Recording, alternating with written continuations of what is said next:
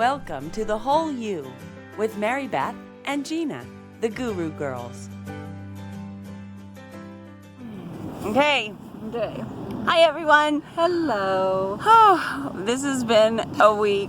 We're trying to get all of these videos done for you guys amongst all of our other jobs. Exactly. And I'm full of chocolate because I have the chocolate festival tomorrow. But our schedule's so busy. We, pick a date and we really try to hold on to that date because we know it'll be 3 weeks before we can meet again. So, thank you for being here with us. The camera doesn't have any battery, so we're gonna try the selfie thing, and we just are so not selfie girls. We're the Guru Girls. Wow, my eyes got really big. That was scary. All right, Miss Mary Beth. So let's go. Okay, so we were going to have another heavy topic today, and then this morning just kind of came to me that I think before we kind of dive into more like sciencey stuff, for lack of a better term, about health and wellness, I think we need to kind of talk a little bit about personal responsibility, and what that means. I think we live in a world today where everything is blamed out here. I call it the externals. So whether it's Aunt Janine telling you were fat as a kid, or watching a news story that really makes you upset, so that led to your depression. I think what we need to realize is we need to pause on that and really understand that what it means to take personal responsibility is all of these things out here have nothing to do with what's going on here. They do not affect what's going on here. They shouldn't, because, someone would argue and say, well, nature versus nurture, I am who I am because I'm a product of my environment. Correct. And I get that. I absolutely get that. So change that product. You have the ability to make yourself into whatever you want, and by limiting yourself to the perceptions of other people or what you've been told, or because it's scary to do, that's what we're talking about here. Taking account, being accountable for who you are today, and embracing the damage that you have had from Aunt Molly calling you fat when you were a child. Yes. And fixing it, making yourself and presenting yourself the way you want to be presented, not a product of somebody else's opinion. Correct. And I think there's a level to it as well, that all of those points in your life that led you to where you are today, they're lessons. It's not a why me approach, it's what do I need to learn from these situations. And when you truly step back and you look at your life that way, you start to piece those pieces together, like, I wouldn't be where I'm at today if this hadn't happened and that hadn't happened. My uncle had died when I was 5 years old, whom I was very close to. That led me to an interest in science because he was a doctor, and now I do research and I'm working on a cure for cancer, whatever it is. I mean that's big strokes, but No, certainly. It really shapes you.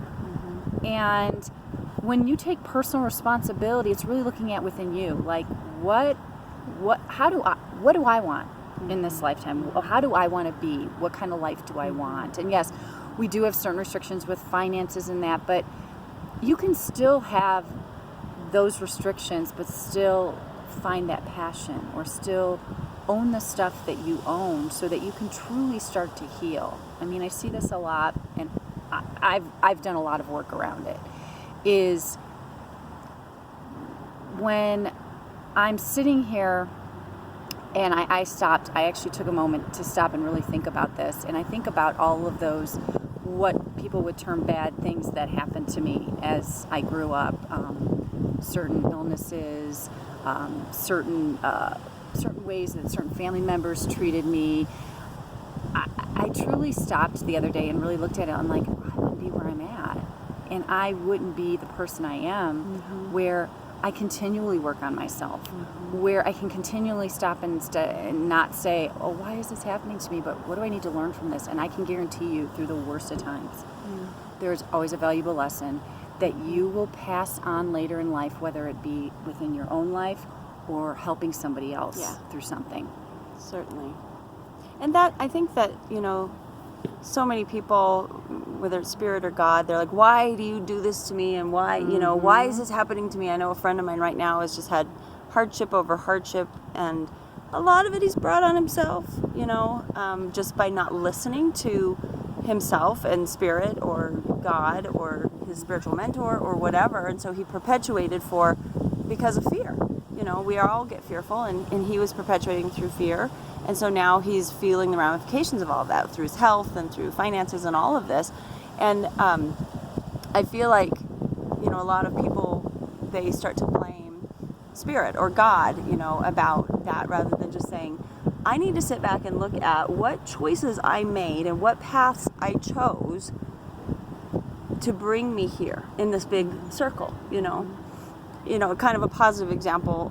This summer, I signed up for, oh my gosh,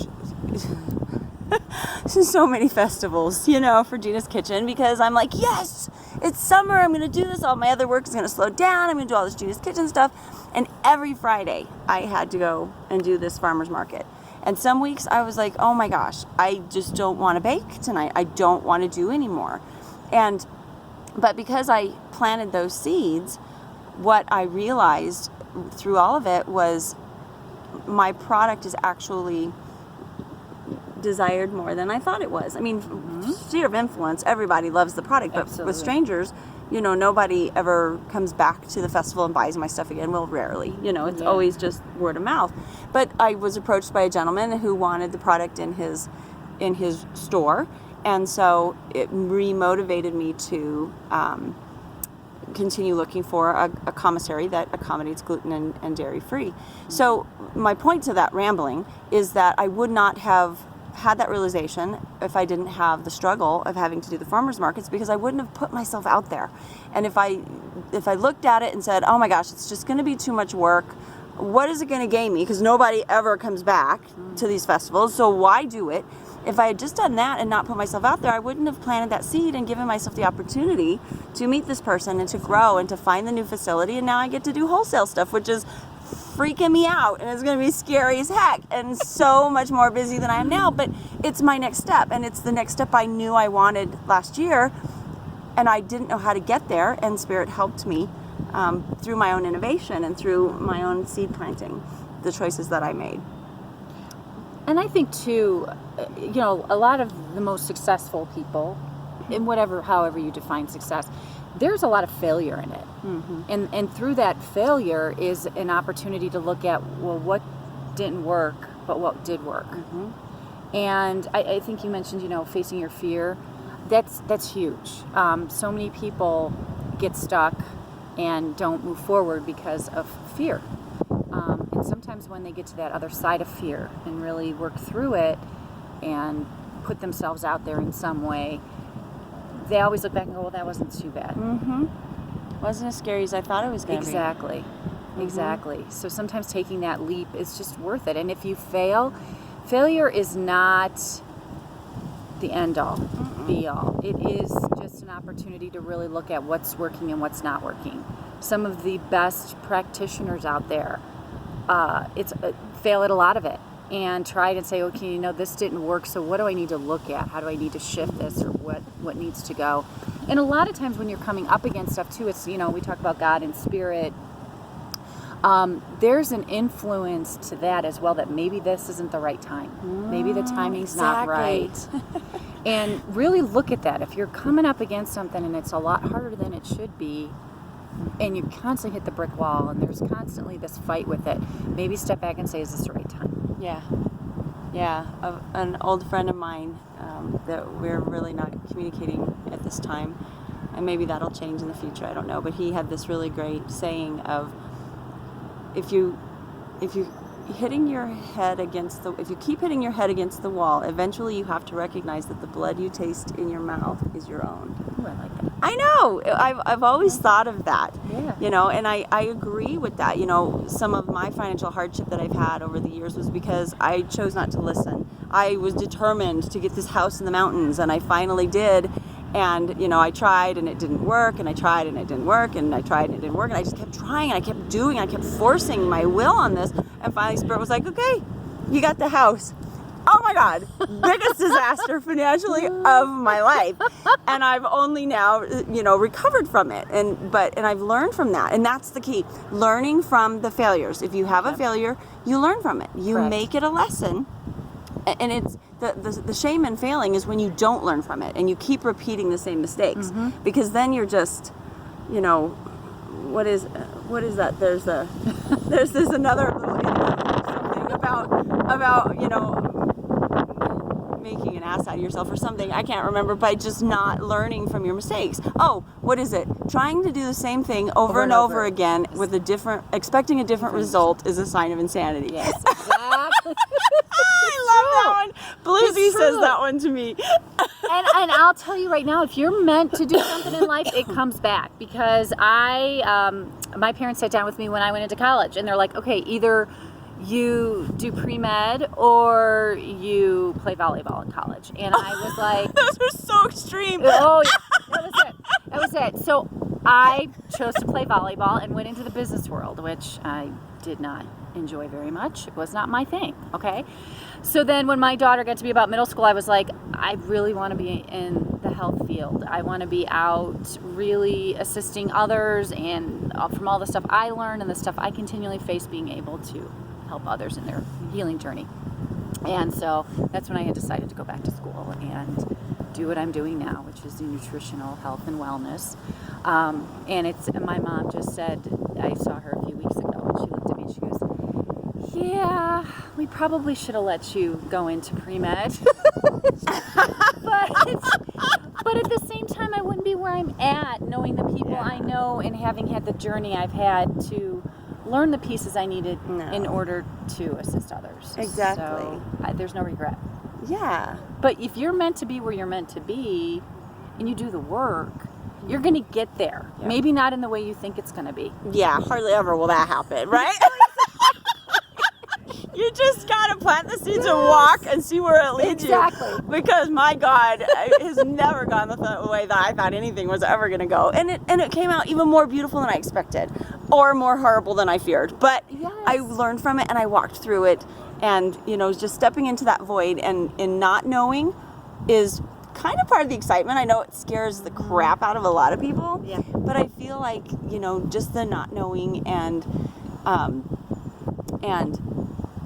allowing, let go of your fears, let go of your expectations, just allow, step into the void and see what comes, and try not to, you can collect stuff to you, but you can't hold on to it, right? You can't try to hold it and never let it go, because then it's just going to, if it's supposed to be gone, it will. So just allow it to flow to you, float around you, do what it needs to do to be around you, and then when it's done, let it go. Exactly. And it's hard. It is very hard. None of this is easy. Any of this work, this is a lot of what I work through with my clients. It's not easy work. It isn't. But I'll tell you, when you get out the other side, it feels pretty amazing. Whether you fail or you succeed, there's just something enlightening about it. Absolutely. Yeah. And each time you go through that cycle, it becomes easier and easier if you allow and remember to let go and put things down and not hold on. Just be formless. Yeah. Bluesy calls it formlessness. I love that. I love that too. Yeah. So we would like to invite you guys to kind of, share your experiences below here in the little message area.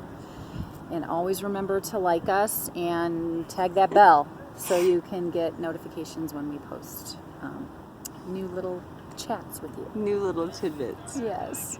So are they supposed to like us even if they don't like us? They're supposed to like us. We encourage that. I wonder why that terminology came about. I know. Anyway, I could go on and on about that. Sorry, I'm making y'all dizzy. Yes. My foot just slipped on the mud because we're sitting in the grass. We're sitting in the grass. Beautiful park. All right, friends. All right, thank you for being with us today. Yes. Have a wonderful week or a month. And we'll chat soon. Yeah. Bye-bye. Bye.